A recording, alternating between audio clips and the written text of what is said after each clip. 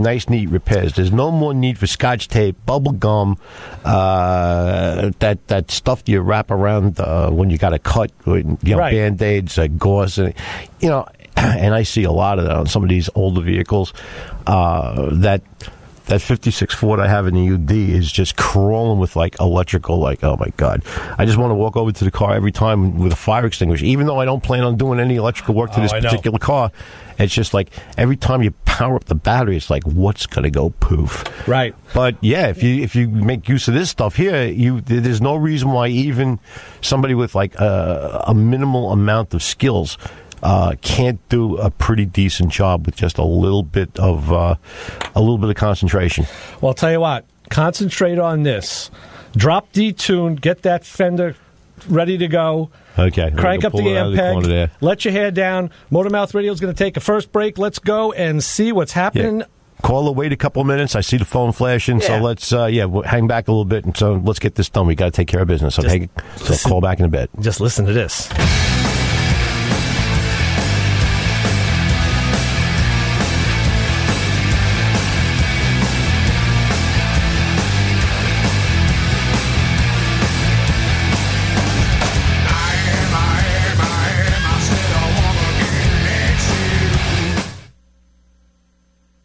Hi, I'm Rob Leonard, host of Beetle Songs for the past 24 years right here on WHPC. Beetle Songs airs every Friday from 8 p.m. to 11 p.m., playing the music of the Beatles together, apart, along with Beatle cover songs and songs the Beatles covered, along with songs the Beatle either guested on and or produced. And of course, we provide Beatle news. It's not the same show where they play the same 10 songs. So join me every Friday for Beatle Songs, 8 p.m. to 11 p.m. on 90.3 WHPC, the voice of Nassau Community College, streaming at ncc.edu/WHPC. Opa! Yazoo! Hi, this is Teddy Savalas, and I invite you to 2 hours of vintage and modern Greek music with a mix of Greek mythology, history, culture, and dynamic English vocabulary based on Greek roots. If after listening you end up saying it was all Greek to you, I'll be thrilled. So until then, let out an opa and dance to the music on the Soul of Alas, Tuesdays at 5 p.m. on the voice of Nassau Community College, 90.3 WHPC. Opa!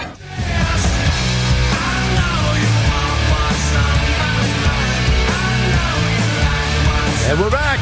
Yeah, we know you want what's on our minds. Motormouth Radio, Ray Guarino, Joe D., the forces of the universe as far as automotive radio are concerned here in Long Island. And we'll do our best to accommodate you in all of your concerns, car questions, and gripes. We'll do our best. You do your worst. Exactly. So and whoever was calling right before the break, call them back now because, we had to take care of business. But we do want to hear from you, so bring it on. Give us a call, 516-572-7440. And there you go. So we'll get back to this, and we'll push this and say hi. You're on with the Motor Mouths. Hello, this is Jonathan from Manhattan. Hey, Jonathan, what's happening? Listen, I have an Oldsmobile Dynamic 88. Right. 1966. Beautiful. Yeah. Listen here, dude.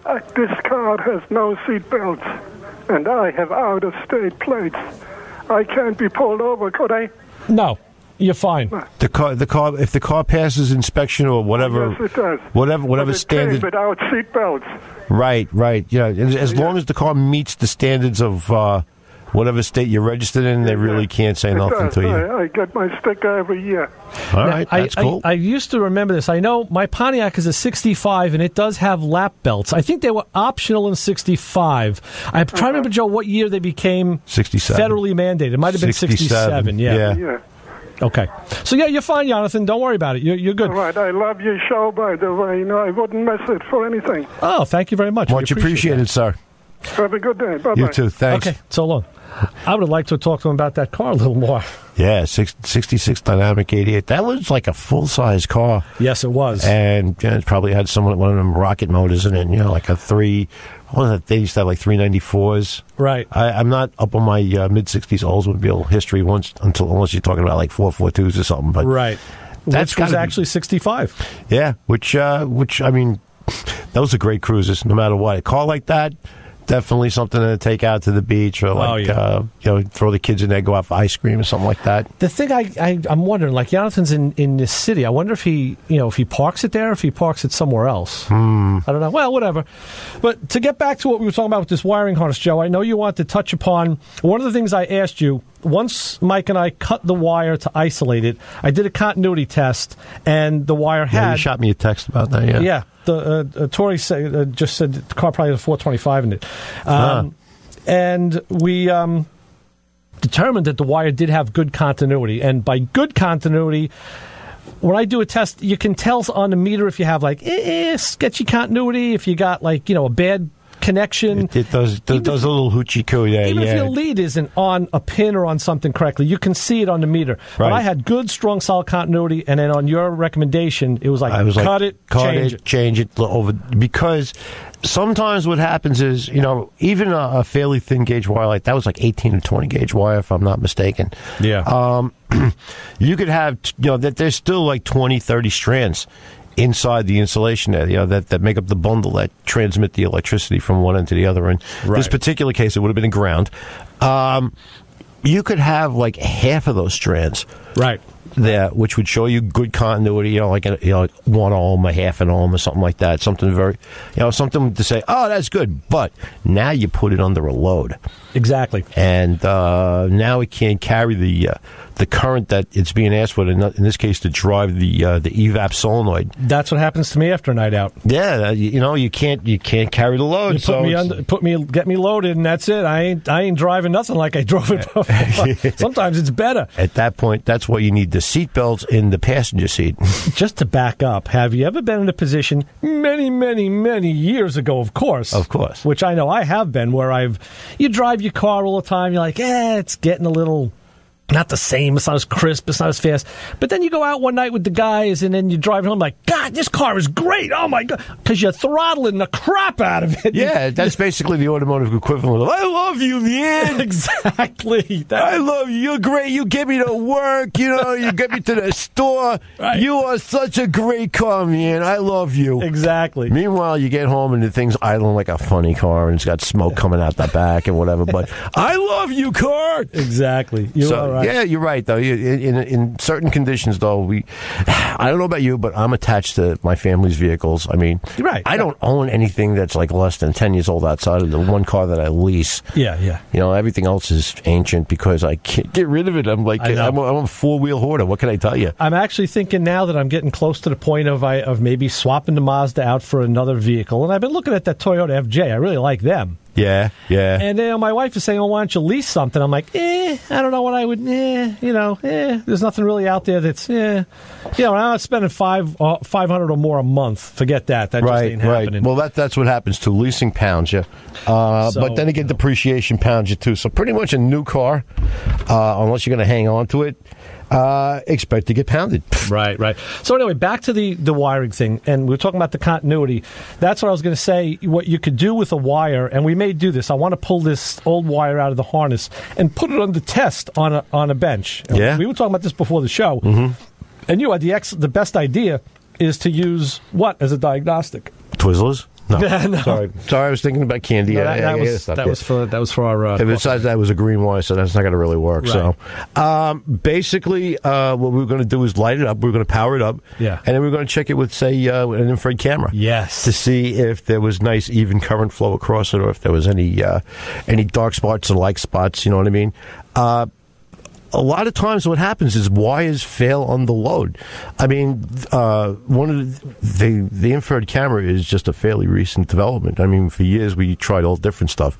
I mean, the way I was taught was like if you put an ohm meter across a starter cable, you're going to see practically nothing. Right. Take speaker wire, same length, and you go across it with an ohm meter, you're going to see pretty much the same reading. Right. Which one would you rather crank your engine with? Well, correct. And so it's carrying the load, any wire or a paper clip, you should see zero resistance. One of my favorite diagnostic tools. That was my first scanner. Yeah, absolutely. You should see zero resistance, which means that medium is passing the current Yeah, all them electrons are running back and forth in unison. It's like the New York City Marathon there. Yeah, exactly. Now it's a stupid little not stupid, but it's this age-old little formula called Ohm's law. Yeah, V equals IR, and you can manipulate that any way you want to solve for any three of those variables. You got that little pie there. You cover one thing with your finger, and you got voltage, current, and resistance, and they're all playing. And any change to one of them affects the others. Yeah, absolutely. And that's what you need to know. That's what I've seen a lot of guys in shops,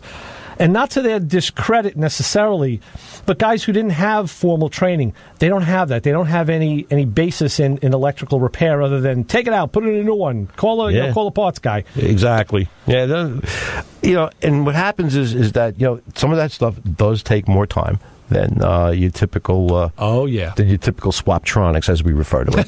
I like that. So what happens is that if you learn how to do some of the basic steps, most of that stuff you can knock off inside of like 5 minutes. Yeah. You know what I mean? And now you feel a lot better about putting that alternator in or that starter in. Or the problem becomes many times is getting to where you want to hook up your test leads. Sometimes that stuff. Now, on a test bench, everything is right there, but in real world, under the hood of a car, you're sticking your hand in places that the human hand wasn't meant to stick in. Yeah. Usually there's something, ask me how I know this, usually there's something poking up when you've got your body in that place that's poking you in another spot as you try to reach it. So, exactly. In that regard there, you got to be careful. But that's why they make jumper wires. And that's also where studying a schematic and finding a good place to test things comes in handy. One of the things I was talking to Mike about before we started the repair was, I said to him, listen, we may want to do is back probe and take a reading. And I explained back probing is simply putting your meter into a harness or into a connector behind where the actual connection is made. And stab it. Yeah, stab it. And then I showed him how, with the meter, you could, one of the preferred methods that's still okayed is to actually pierce the insulation of a wire and take a reading. Yeah. I've never been a huge fan of that. But certain times you just have to do it. There are some car companies that will come looking for you with black helicopters if you do that. Usually I get paramedics because you're holding the wire and you're holding this thing and trying to pierce it, and you always slip off, and it's your left index finger that gets the hole in it. I'm trying to look because yesterday I actually managed to back probe through my fingernail. And it was great. It was gushing blood for a while. I mean, I actually went through the freaking nail. It's unbelievable. Wow. You see, humans, we have fairly high resistance in some parts, but we have good capacitance.